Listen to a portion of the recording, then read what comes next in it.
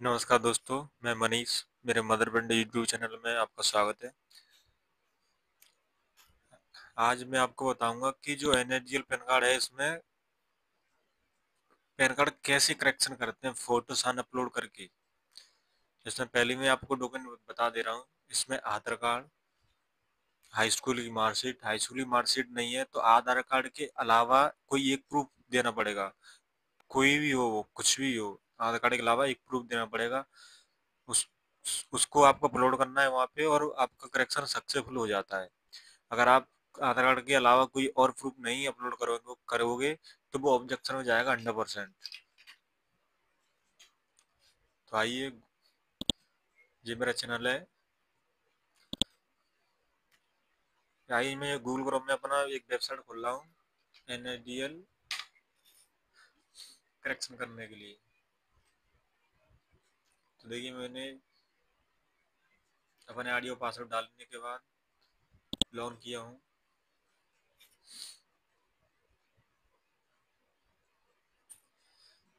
देखो, मेरा balance valence सारा कुछ पहले से ही ऐड है।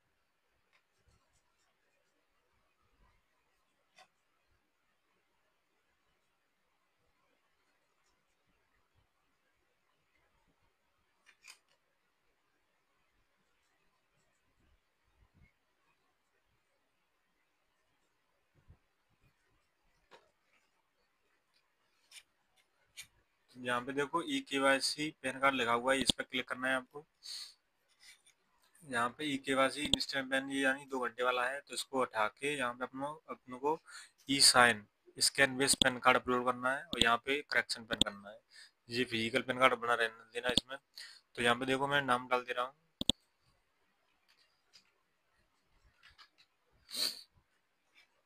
देखो, मैं आपको पहले इस फॉर्म के बारे में बता दे रहा हूँ, उसके बाद जो नेक्स्ट स्टेप आएगा उसको मैं बताऊंगा, क्योंकि इसमें किसी का कुछ भी दिखाना अलाउ नहीं है, क्योंकि यूट्यूब वीडियो को रिमूव कर देता है, कॉपीराइट का इशू आता है।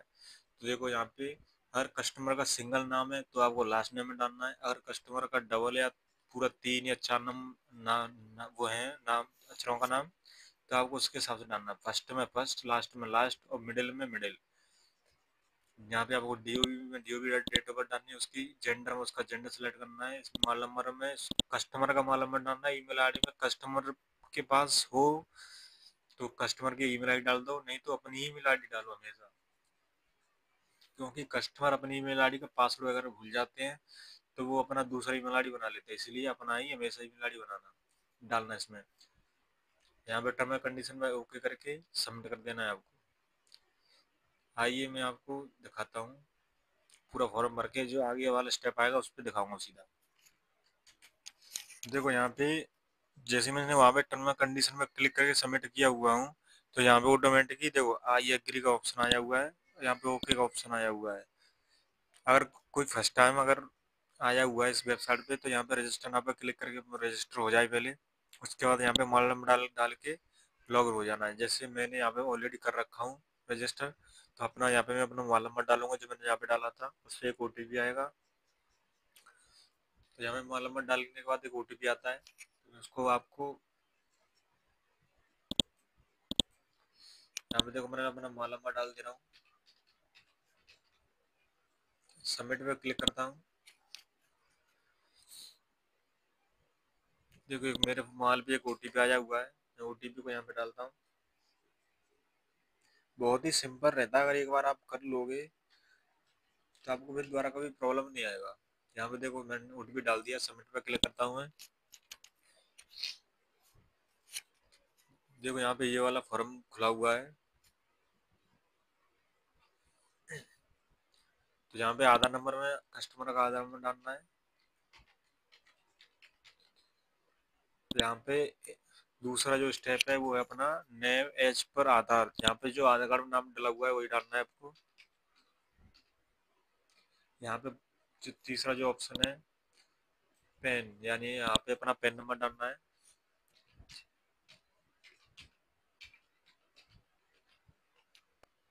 यहाँ पे आपको टाइटल जो पैन कार्ड लिखा हुआ है उसके जो बाद जो स्टेप है वो अपना टाइटल। टाइटल में आपको अपना जो जैसे श्रीमान, श्रीमती, कुमारी, लड़की है या लड़का है, मेल के लिए हमेशा श्री ही सिलेक्ट होगा, और फीमेल के लिए अगर कुआरी है तो श्री कुमारी करो, कुआ कुआरी है तो कुमारी, अगर शादी हो चुकी है तो श्रीमती।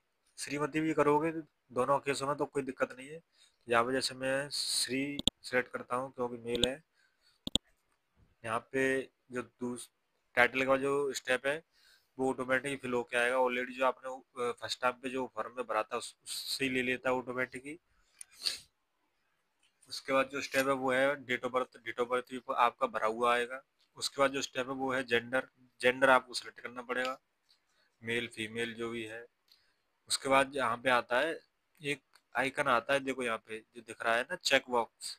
इस पर क्लिक करना है आपको। जैसे जो फर्स्ट लिखा हुआ है, one use my Aadhaar details for e signing the PAN application और authorities my identity authority Aadhaar और ऑर्गेनाइजेशन सिस्टम। इस पे यहाँ पे देखो, इससे ऊपर ही एक चेक बॉक्स है, उस पर क्लिक करना है आपको। उसके बाद यहाँ पे आपको सबमिट कर देना है। सबमिट वाले क्लिक पे सबमिट करना है आपको। जैसे अब जो नेक्स्ट स्टेप जो खुलेगा उसमें आपको कुछ भी नहीं करना है। इसमें सिर्फ आपका पूरा डाटा भर के आता है, और जो टिक लगा हुआ है इसका मतलब है ये सारी चीजें आपकी फिर से चेंज हो रही है। नेक्स्ट स्टेप पे आपको क्लिक करना है सीधा। कुछ भी नहीं, उस तीसरे स्टेप में कुछ भी आपको वो नहीं करना है, चेंज वगैरह। ये चौथा स्टेप में आया हुआ है, यहाँ पे आपको फादर नेम वगैरह पूछ रहा है। यहाँ पे नो ऑटोमेटिक सिलेक्टेड है, तो यहाँ पे जैसे पिताजी का नाम डालता हूँ मैं।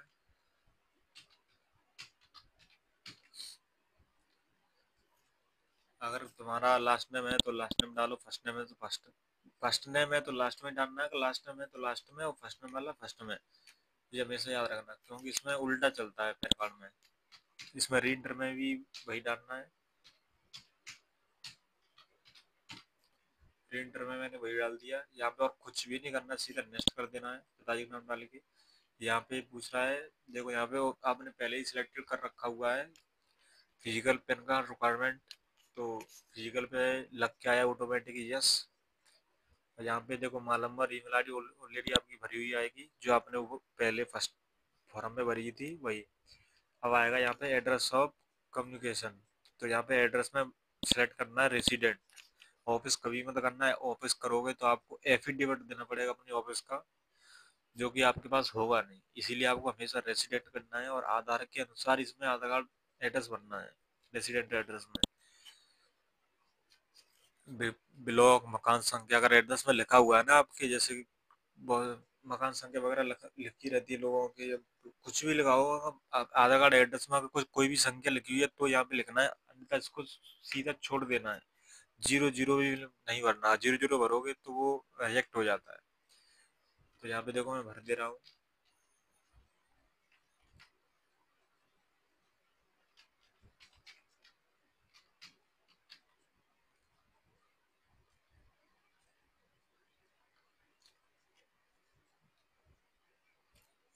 विलेज नेम में मैंने अपना विलेज भर दिया।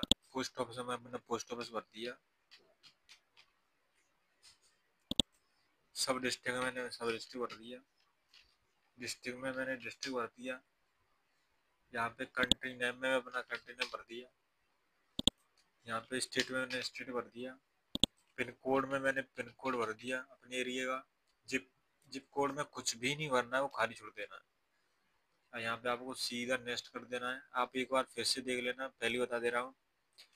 ब्लॉक नंबर या रूम नंबर, मतलब जो भी है, अगर उसमें लिखा हुआ है संख्या, कोई अंकों की संख्या कोई लिखी हुई है तो ही इसमें भरना है, अन्यथा इसमें कुछ भी नहीं भरना है। विलेज नेम में अपना विलेज भर देना है पूरा। पोस्ट ऑफिस में पोस्ट ऑफिस। सब डिस्ट्रिक्ट यानी तहसील कौन सी है, डिस्ट्रिक्ट कौन सा है, कंट्री नेम, और यहाँ पे अपना state United state, pin code. Zip code कुछ भी नहीं भरना, जिप कोड खाली छोड़ देना है आपको। नेक्स्ट स्टेप पे क्लिक करना है।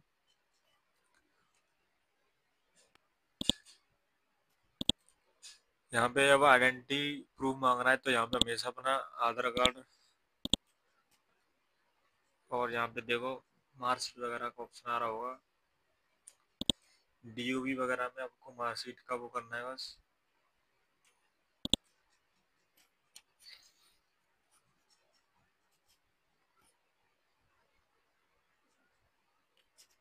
अगर आप डेट ऑफ बर्थ वगैरह चेंज कर रहे हो तो आपको मार्कशीट ही सिलेक्ट करनी पड़ेगी। अगर कुछ और कर रहे हो तो कोई भी डॉक्यूमेंट सेलेक्ट करके अपलोड कर दो।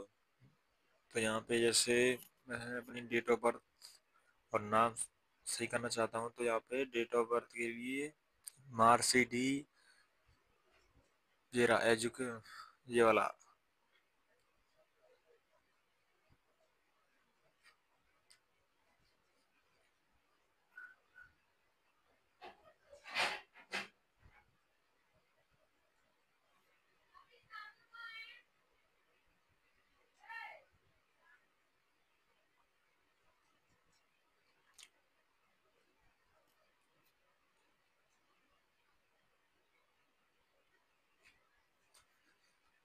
यहाँ पे डीओबी के लिए पर्सन पेमेंट ऑर्डर, पासपोर्ट,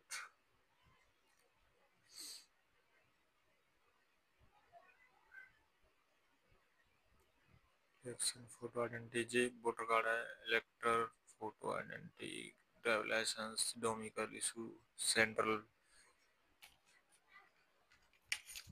तो देखो यहाँ पे आपको ये मार्कशीट वाला ऑप्शन सेलेक्ट कर देना है डीओबी नाम के लिए। डीओबी अपना नाम, अपने पिताजी का नाम सही करने के लिए आपको हमेशा मार्कशीट ही सिलेक्ट करनी है। अगर मार्कशीट नहीं है तो वोटर कार्ड भी कर सकते हो।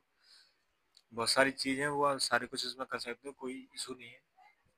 तो यहाँ पे मैंने ये सिलेक्ट कर रखा है। तो यहाँ पे देखो मैं फोटो अपलोड करूंगा, फोटो अपलोड, और यहाँ पे साइन अपलोड करूंगा। ये देखो लोग कहते हैं कि यहाँ पे क्या कौन सा करना। तो देखो यहाँ पे वो लिखा हुआ है ऊपर ही, फोटो से ऊपर ही लिखा हुआ है फोटो अपलोड फोटो, और सिग्नेचर वाले के पास लिखा हुआ है देखो अपलोड सिग्नेचर। यहाँ पे डॉक्यूमेंट आपको अपलोड करने हैं। डॉक्यूमेंट आपको अपलोड करने हैं 200 केबी पे, 200 डीपीआई पे आपको स्कैन करना है। आधार कार्ड, मार्कशीट लगा रहे हो तो जो भी प्रूफ लगा रहे हो एड्रेस उसमें, डीओबी में या फिर नाम में, वो आपको दोनों एक साथ पीडीएफ बनानी है। 300 केबी से नीचे होनी चाहिए। 200 डीपीआई में स्कैन करोगे तो 300 से नीचे ही आएगा पीडीएफ। यहाँ पे अपलोड, यहाँ पे सेलेक्ट करना है। सेलेक्ट करने के बाद जैसे यहाँ पे आप अपलोड करोगे तो ऑटोमेटिक ही वो ले लेगा। जैसे मैं यहाँ पे किसी का दे दे रहा हूँ,